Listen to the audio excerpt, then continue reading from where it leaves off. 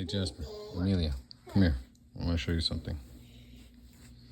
So this buck knife, I got this one right here. It's a python buck from Smoky Mountain Knife Works, and this is just a regular buck. A good buck. They're both good bucks. But look at something. So this one's customized for Smoky Mountain Knife Works. Step back just a bit, but you can keep looking. Look how this knife, the blade,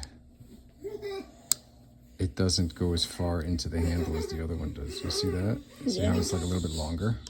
Yeah. That blade's a little bit longer. And it's also... even bigger. Let's focus that up a bit more. The grind is a bit off. That's not a big deal. I wanted to show you guys this too because it's not a bad thing. Now see. Cool.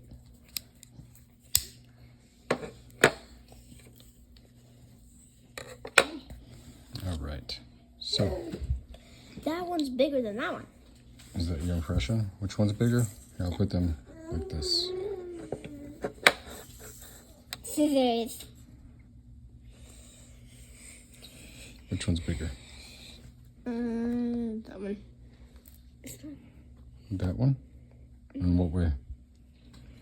The blade, and then just how big it is. Yeah, it does seem. This one's kind of customized, so they kind of like they made this one shaped better. And then this one, yeah, it is. You can see that the blade is actually a lot skinnier because you can see the sharp part of the blade right there, and then this bump. You see how it goes down more? Mm-hmm. So this blade is a lot thicker. But that's okay because this is kind of like a hollow grind right here. And any kind of stress that would happen, it would cause a chip out just because it's so thin. Being ground farther back into the blade actually is the stronger point. So, although it does look like somebody got a little too happy with the sharpening, and I think they did actually, but this is a good thing. This is a stronger part of the blade. So I don't care about that as much. Also, you can tell that the grind, so look at that shiny part of the blade, that bevel, that's what it's called. You see this right here?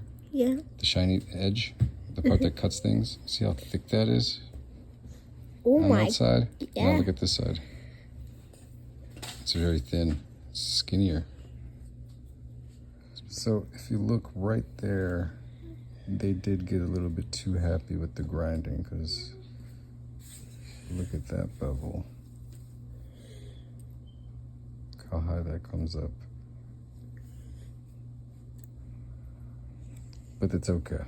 It's uneven, but you know, this is the stronger part of the blade. That's how I look at it. And it's a lot shorter too, so it's kind of like a buck one, and like between a buck 110 and a buck 112. At least in blade size now. Let's put the bolsters side by side.